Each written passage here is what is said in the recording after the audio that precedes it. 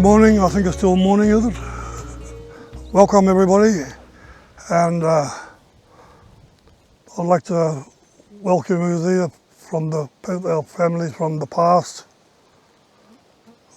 who's here now, and for the future. And I hope that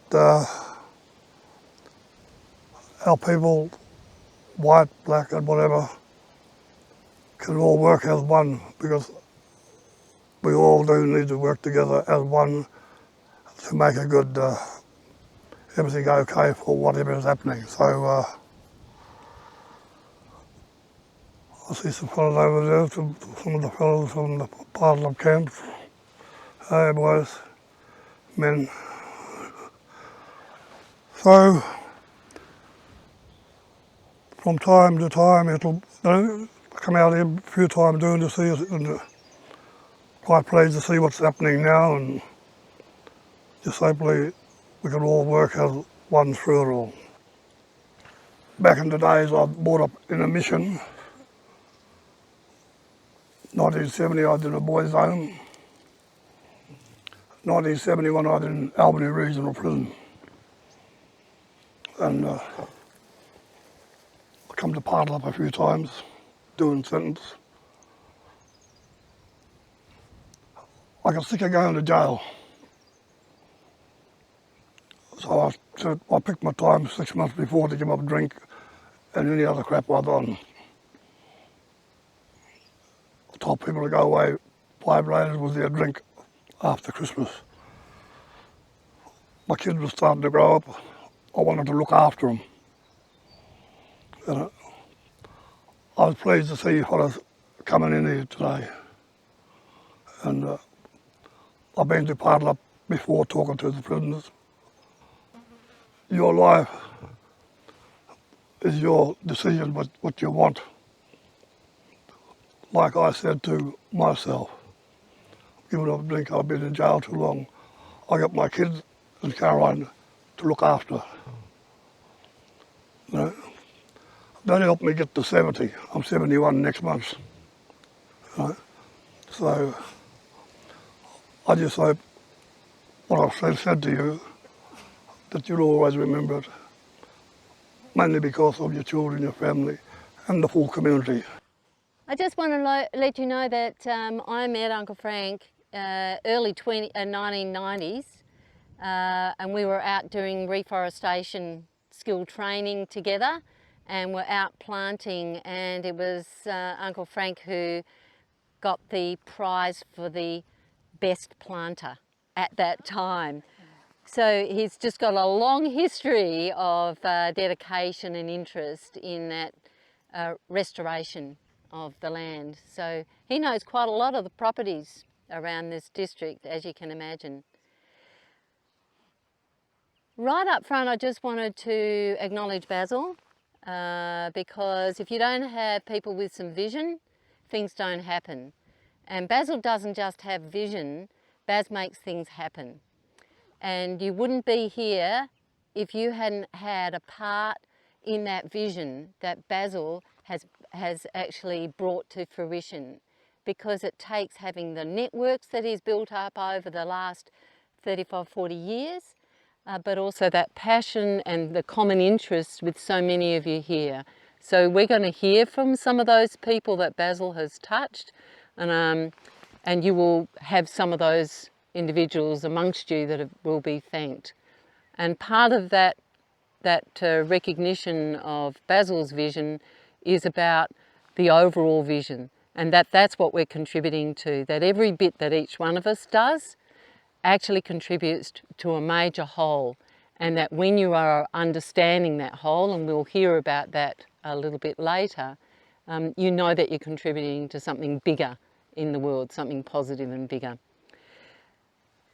I'm going to invite Ashleigh Murch to come and speak. Ashleigh has been a super supporter of Basil in this particular initiative and many others in his role as the chair of Green Skills, because it's through Green Skills that Basil's been able to do this work. And he put a pretty ambitious proposal to Green Skills, and Ash, as the chair of the Green Skills Board, was fully supportive of Green Skills putting our necks out on this particular property purchase and getting on with the job. So over to you, Ash. I'd like to thank Uncle Frank for his generous welcome to country and pay my respects to him and other Noongar Elders past, present and emerging. I would also like to thank Gondwana Link CEO Keith Bradby for being here, Carbon Positive Executive Officer Louise and Pardelup Prison Rep Paul Barratt for attending this morning. It's good to see you here. It's good to see other representatives of your organisation here as part of this day. I'll just talk a little bit about the history of the purchase here. The Green Skills Board was rather taken aback in October 2019 when Basil suggested to us that perhaps we could buy this property. It was not the sort of thing that Green Skills had ever done before. We hadn't bought a country property. We had a place in Albany that we'd bought, but nothing like this.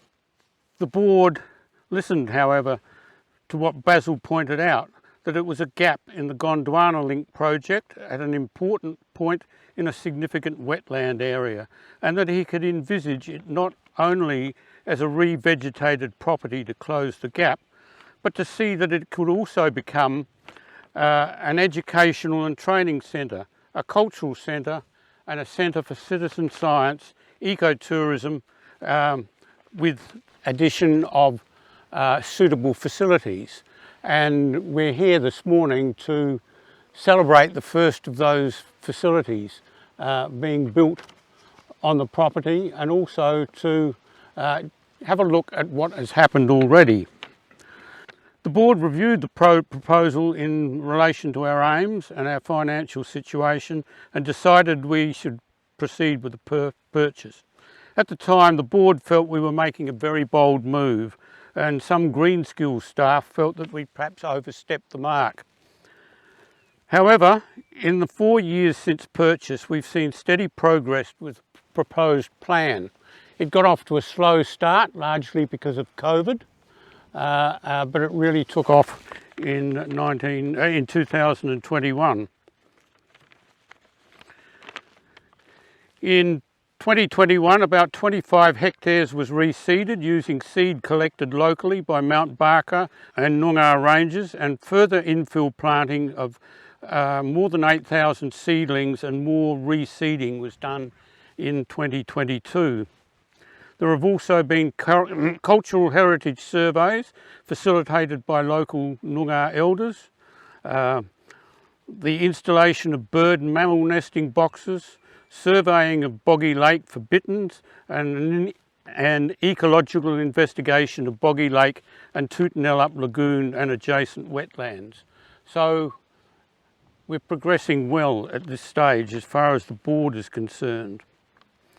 As part of the original plan, it was intended that there would be a 0.4 hectare area developed as a nature study eco-camping facility with the following features: bush kitchen, shelter and tables, compost toilet, display and interpretive panels, tent sites, car and bus parking, rainwater tank and outdoor campfire and seating area. Well, as you can see, we're well on the way at this stage. It's intended that this nature study eco facility will service a range of organisations, both environmental and cultural, who are participating in such activities as wetland monitoring, bird watching, Noongar cultural surveys, fauna surveys and other citizen science activities. So far this has sounded like a spruik for Green Skills. None of this would have happened without the input of a number of other organisations. And I would like to acknowledge the support of the following, without whom none of this would have happened: the Denmark-based Pardelup Trust, Gondwana Link, Noongar Elders, Lynn Knapp, May Penny, Frank Krakouer, Carolyn Narkle, and Ezzard flowers. They've made a significant contribution already, and we look forward to them working with younger Noongar members of their society on this property. Thanks, Ash. And Ash has really been pointing to, and which is what I was saying before, how many of you have been contributing. And before we go further, just want to say that these gatherings are about us knowing other people and networking with each other. So it's really great to take opportunity to do that. So at the end of these talks, don't go away, because what I'm wanting you to do is just to say which organisation, or if you're a local landholder, or whatever you want to say. It's just like saying who you are, just so that you can seek each other out as we go through today. Because it's nothing like expanding your network to be able to get on with what you would like to do more effectively, because you don't have to do it on your own, and that's what has happened here on this property. And that brings me to the larger vision that I mentioned before of Gondwana Link, and this sits beautifully in the middle of the 1,000-kilometre well, actually it's quite a lot further than 1,000 kilometres really, and it goes down into the ocean. But I'm going to leave Keith Bradby to talk about that, because apart from my role in Green Skills, I'm also on the board of Gondwana Link, and having a bigger vision that we're all contributing to is just such an important thing in the world, really, isn't it? Because you can do your part, and there are people who are in part of Gondwana Link doing their part, that it really feels great, because we can't do it all on our own. But I tell you what, we can have a good crack at it on something quite big and ambitious when we do it together. So I'd love to invite Keith Bradby to come and have a few words, and Mark Robertson, who's right there in the blue, just is right there in part of the Gondwana Link team, and I'm sure many of you know that. Thanks, Louise, and good to see everyone here, and thank you, Frank. It's always good to have a welcome from you, and Caroline when she gives them. Look, I just very quickly on the broader Gondwana Link. I mean, you would have seen the maps over there. Big bit of bush there, big bit of bush there, and a gap. And you know, Tootanellup is filling that gap and just making it easier for wildlife to move, for whatever is needed as this bush comes under increasing stress in what will be the difficult years ahead. We know we're in an ecological crisis, we know we've got climate change, and we don't really know what's coming. This is part of our insurance policy to make sure that the bush has the resilience and the ability to cope as best as it can. And fundamentally, yes, you know, many years, I almost say decades ago, a bunch of us put up the concept that we had to get ready for the big changes coming, and we had to fundamentally repair some of the damage that had already been done to this landscape, and these landscapes work at very large scales. It's one of the oldest, ecologically one of the oldest landscapes in the world. It's used to working at big scale, and along the southern belt of southwestern Australia is most of the bits of bush that are left, is the climate gradient from wet to dry, from here to Kalgoorlie and the Nullarbor and beyond, along which species have moved in the past as they've evolved.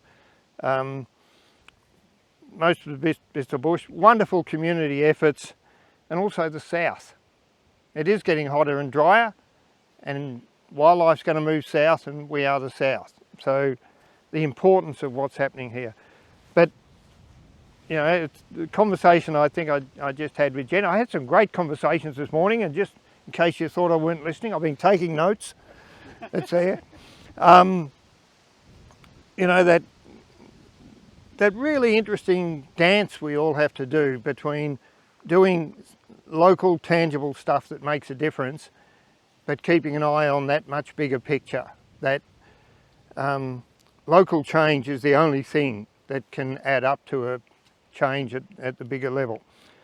I was asked at the Great Southern Science Symposium a couple of weeks ago, well, all of the panel were asked, what keeps you all going? And probably varies for lots of people, but you know, my family background is the building trade, and if after a year or two you couldn't stand back and say, gee, that looks great, then we felt you hadn't achieved anything. Haven't been here for, what, Basil, 18 months or so. So to come back, bush is looking great, paddock's going to be bush soon. I always used to think it was great to walk in a bit of bush that you'd saved from bulldozers. But I tell you, walking in a bit of bush that used to be a paddock and it's full of wildlife is a real buzz, and that is what's going to happen here. And the last quick thing I wanted to say, I think we started with Gondwana Link thinking it was about that difficult phrase, Steve, wherever he went, ecological restoration.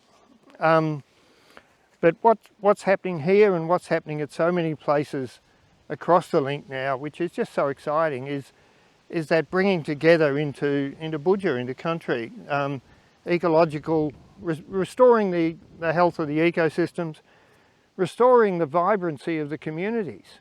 We've got to remember that the farming world is losing about 1/3 of its population every decade, and it's places like this and Twin Creeks, and I did do a list, didn't I? Cheddar Cooping that we've helped get purchased by a group out in the eastern wheat belt, Ungedup now. These centres of activity that bring people together like today are part of revitalising the rural landscapes. And of course, we are now all doing it very much as part of giving the culture of the place its rightful place back here. So that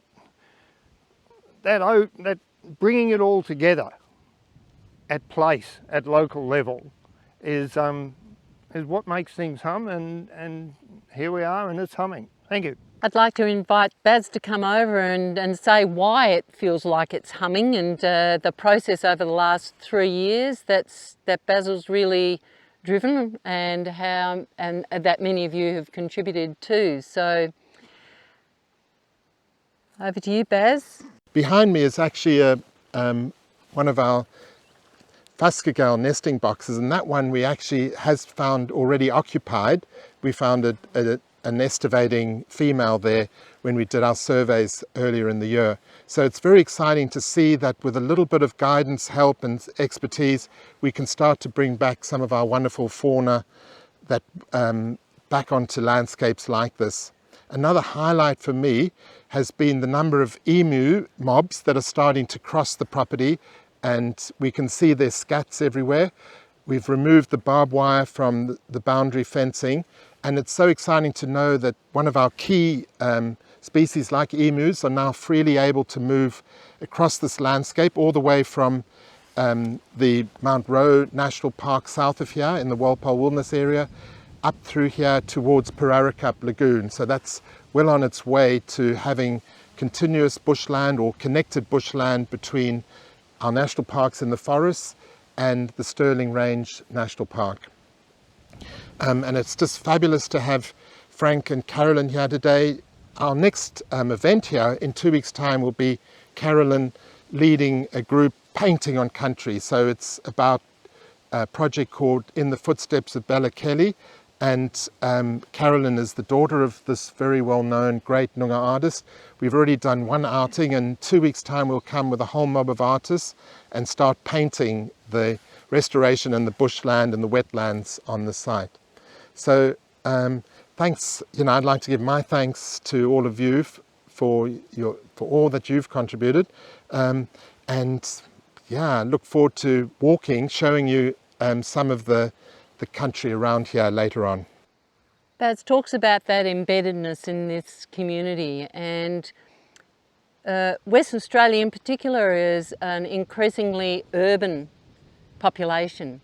And so these sorts of facilities that Basil has imagined and now created are helping us to have those links back in. People coming like today, making it their own, coming back and doing a a survey project and learning more. Those are the things that we need in order to make and renew our connections with country. If you don't come regularly back to country, you don't have that renewed connection. And I think it's becoming more and more critical that we have them. So good on you for today, and just imagine yourself being here multiple times. I'd like to invite, talking about embedded in local communities, I'd like to invite Paul Barratt from the Pardelup prison to come and speak. Pardelup prison's not very far away. You would have maybe seen the sign. And I'd like to respect and acknowledge all of you who are here today, the work that you've put out here on the property as part of the community. And I hope that you come back many times more because it's like your effort that's now in this country. And nobody can take that away. You are now part. Your feet are here, your effort's here. So I want to just really speak to your hearts about the fact you put that effort in. We were invited to partake in this project by Basil as part of Section 95 activity from the prison. Section 95 activity in the prison is basically Section 95 of the Prison Act, which allows us to get prisoners from outside the prison and bring them into the community to work. This helps with their reintegration and reparations to the community, and projects like this also help the landscape, but it also helps our prisoners reintegrate back into the community. The gents really love coming out to the community. They really love coming outside of prison, as everybody does like getting out of prison. They like coming out into the prison to work and enjoy the outside environments. As I think it was Keith mentioned, this is one step into reintegrating the land back to how it used to be. This is one step for the prisoners and reintegrating them back how they used to be as model citizens back in the community. Thank you. Yeah, then it does speak to that reintegration that I was just talking to as well, that all of us need that, you know, get our feet dirty and get our hands in the dirt. And it's always one of the greatest pleasures is really seeing a seed that sparks and a tree that grows. And so today, a bit later, we're going to be able to see that ourselves. And how many of you here were involved in some way here, planting something or looking after something or slashing around it, or, yeah. And one of them that we're going to invite now to say a few words about a much more intimate knowledge about the replanting here and the reseeding is Geoff Woodall. So over to you, Geoff. Thanks everybody for having me here.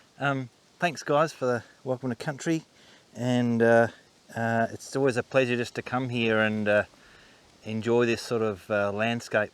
And all I know with this sort of work is that we can work towards where the goal we're trying to get to, but it's a long path to get to the original vegetation or something like that. Thank you very much to Gondwana Link and Green Skills and Carbon Positive for allowing me to be involved in the project. And there was a few things that I really liked about this project that was very different from a lot of other projects that I worked in. First one is that I got some maps and I said, well, the brief was, well, you can't plant there and you can't plant there. We want to keep that for something else.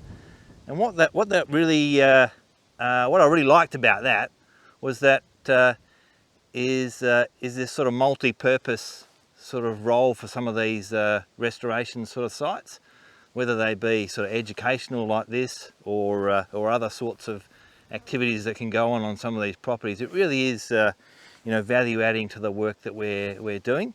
And it is a sort of contemporary, you know, it's almost a blank canvas to work from.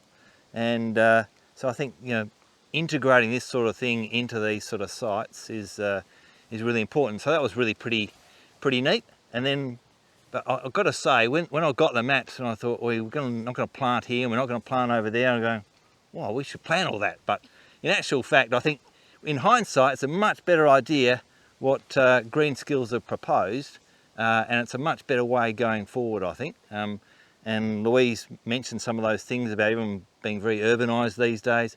These sort of spots are going to become increasingly valuable as we move forward. You also bought the property at a great time. I think the land price probably doubled since you bought it, so it's always a good investment on that front. And then the other thing that when sort of trying to plan this restoration, re-veg out, was what I didn't want to do was do what we've done on a lot of other properties, where we just put a standard brew out and then and that's kind of it, and we just walk away and go, well, that's it, job done, see you at the next job, sort of thing. The way I tried to approach this was to put some baby steps, the first sort of suite of plants in that we want. And I guess what you see through most of the areas where we've planted so far is really just the canopy trees starting to get established, all those sorts of things. What we haven't done to date is really, because it's quite a fertile bit of land, it's very difficult to get the very small, tiny ground covers and understory back in the one go. So until we get some more canopy, a bit more competition with grasses and things, then we can start to get into hopefully bringing in a lot of the Restinaceae and the really small little things that you see underneath the marri sort of woodland sort of systems that surround this area.